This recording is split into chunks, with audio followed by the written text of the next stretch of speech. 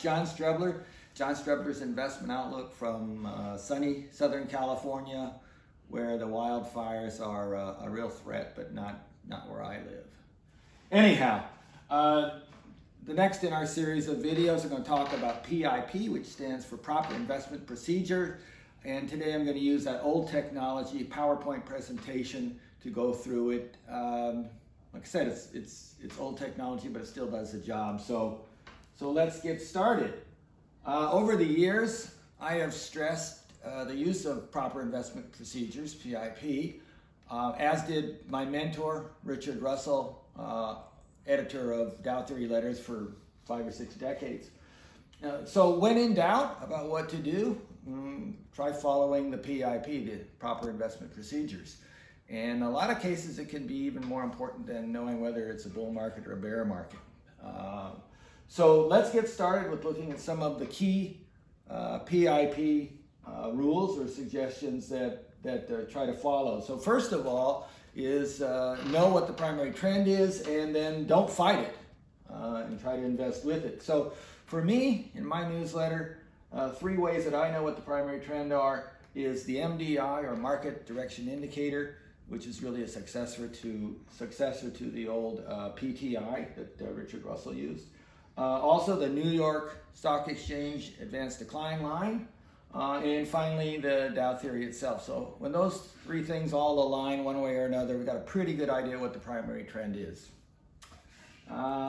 So in watching what the market's doing, whatever market it is, try to focus on the longer term charts, looking mostly at weekly and monthly charts to try to determine what the intermediate term or long-term trend is. So we're interested more in what's going to be happening in the months and years ahead rather than in the days and weeks ahead. So we don't focus on short-term trading strategies. Generally focus on, like I said, intermediate to longer-term strategies. And as a result, I look at longer-term charts, both bar charts that I show every week in my newsletter, and also the point and figure charts that I show in my newsletter. We can make those point and figure charts have a longer or shorter term view, and I focus typically for the longer term view on them. So one of the things a lot of people don't understand is that the Dow Theory doesn't just have to do with what's going on with the industrial average and the transportation average. Dow Theory also has a lot to do with psychology and timing, but especially with value. The originators of the Dow Theory were very concerned with buying value. So we try to identify when stocks are a good value and buy them when they're not, to stay away from them. So just kind of keep it simple. Let's see. If the big trend is up and stocks are a reasonable value, then it's simple. We own a lot of stocks. Now, if the big trend is down and stocks are not good values, then we don't want to own stocks. What becomes a tricky thing is where one method says one thing and the other says another, like we've seen in the last few years, where technically the big trend is up, but yet stocks are way overvalued. And so it gets pretty tricky then. Next slide's going to show us a possible solution to that. And that's the idea of compromise. I'm a big believer in compromise. And so when there's a good reason to do things one way or another, why not split the difference? So as an example, suppose you want to own $20,000 worth of an item. It's got a good, strong trend, but it's overvalued and you're worried it can have a big correction. Why not just go in and buy half of it right now? Buy $10,000 worth of the item now. If it does correct, then you buy the other $10,000. If it just keeps on going up, well, at least you had half of your position. So there's a PIP to consider. Another thing that Mr. Russell always promoted was the idea of investing like the rich people do.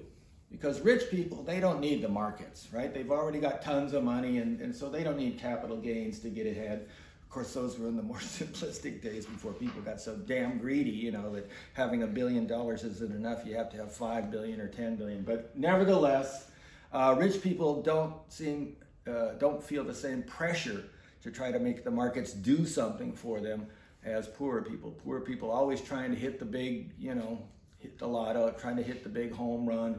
And so they take risks that aren't really very wise. Wealthy people are more interested in buying something when it's on the bargain table, Mr. Russell used to say. So when things are really cheap, that's when you want to be buying. Don't just jump into the market just to do something. There's nothing wrong with staying on the sidelines if things do not represent good values.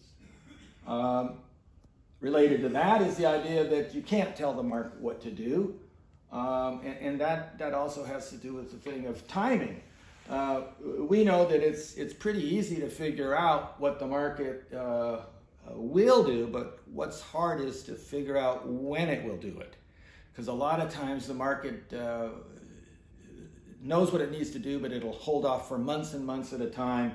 And that leads into another truism that the market can stay irrational longer than you can stay solvent. So a lot of people have lost a lot of money trying to tell the market what it needs to do and when it needs to do it. So try to avoid that. Similarly, the market doesn't know where you bought or sold something, and it doesn't care. So you hear people say a lot of times, oh, I can't sell it here. I bought it at such and such a price. Well, the market doesn't care where you bought it. The market's going to do what it's going to do. So once again, don't try to tell the market what it needs to do. It doesn't care about you, and whether you're going to make money or lose money, that's irrelevant. Another PIP, do not buy on one basis and then sell on another. So, for example, suppose you decide that an investment has turned bearish because of the charts, right? It's going to go down. But you rationalize why you shouldn't sell it anyway. That's a big problem. It's important to decide to sell an investment using the same criteria that got you into the investment in the first place, also known as dancing with the one that brung you. For example, it's not proper investment procedure to buy a stock based on a particular chart pattern, but then decide to sell it later because of a news item.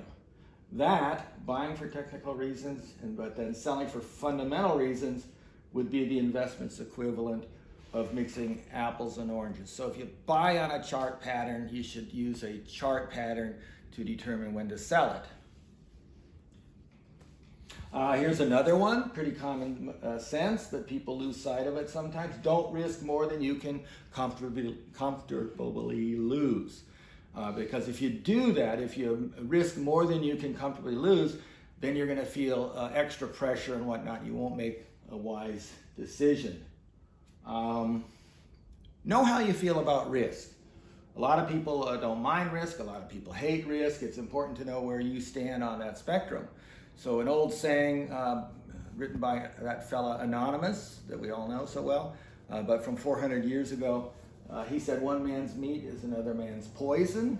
So using the concept of PIP, what is proper in the proper part of the PIP? What do we mean by proper? Well, what's proper for one person is not for another. It depends on your age, your income, how you feel about risk, your family size, and all kinds of other things. So it's important to know how you feel about risking money.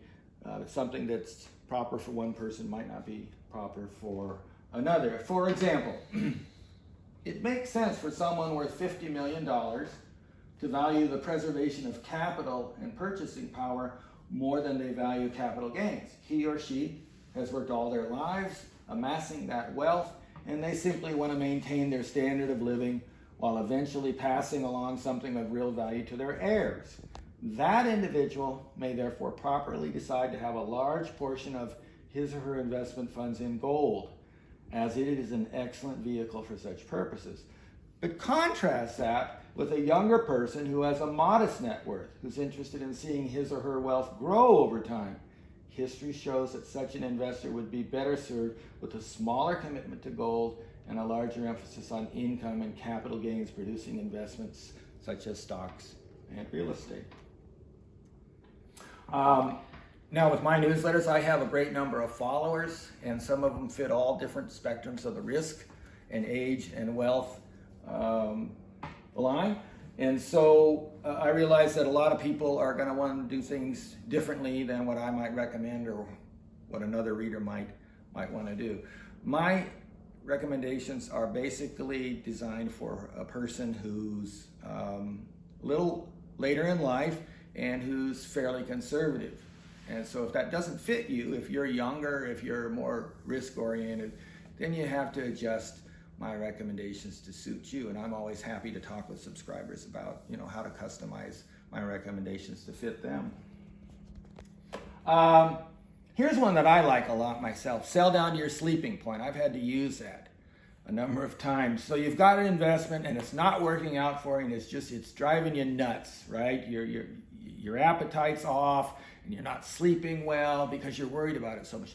Sell that position or sell part of it, lighten it up until you have a small enough amount of it that it's not going to keep you up at night. It's not going to interfere with your family life and so forth. So sell down to your sleeping point. That's a pretty valuable one to keep in mind. Always have some money in stocks.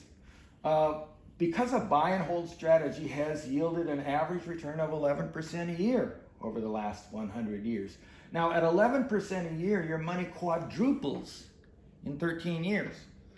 A lot of us think we can do better than 11% a year, and that's why we do things like try to time the market. But you know what? It doesn't always work. So because we're not always right, you should at least have a portion of your money that just stays in stocks and takes advantage of that 11% a year compounding. Just like you always want to have some money in stocks, you always want to have some money in gold. And the reason is because it represents real money, and also it's a great insurance policy against all kinds of troubles that the gold market's looking at right now, incidentally, and which will probably continue for several years in the future. Diversify your investments. My recommendations include stocks and bonds and gold and silver and cash, and you may want to add into that real estate and some other things as well. The reason is diversification has been proven to be one of the best ways to reduce risk in the long run. So don't have all your eggs in one basket, in other words. Don't add to a losing position unless that was part of your original strategy. Now, if your original strategy was, I want to buy some shares at $50 and I'll buy some more at 45 and I'll buy some more at 40. If that's your original strategy from the get-go, that's fine. But what gets you in trouble is averaging down because the thing's going against you. So if you buy it at 50 and you didn't plan to buy it lower, and then it drops and it goes against you, you buy more, now you're compounding your problems. Which leads us to the old saying, the first loss is the best loss. In other words, you might as well take a small loss and be done with it. If the thing's not doing what you expected, not what you want to, just get out of it. Take that small loss. Where people get in trouble is they won't take the small loss. They keep adding to it and getting themselves into bigger and bigger trouble. Regularly monitor your investments. I've fouled up on this one a few times myself, where I forget to just how much I have in a particular item, and then I recommend that people sell it, and I sell some myself, but I didn't sell enough because I didn't realize just how big my positions were. So a good rule of thumb is once a month or so, take a look at what your investments are, where you've got things positioned, so that you have a good idea and you're not surprised. Market psychology is more important than news and facts.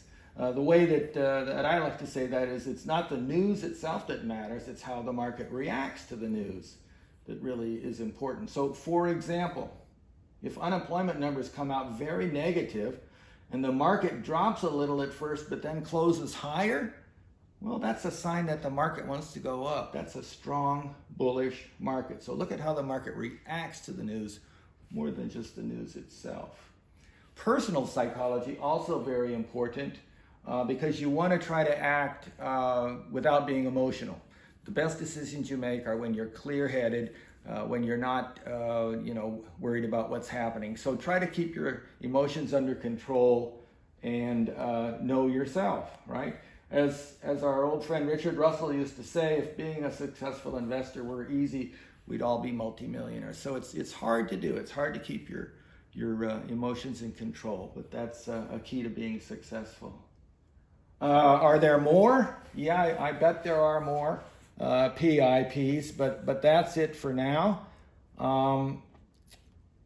If you are a subscriber to my newsletter and you'd like to suggest topics for future videos, contact me and let me know. I'd be happy to accommodate you. If you're not a subscriber, consider becoming one. You can get a month's worth of weekly issues for just $1. Go to PayPal and pay me $1.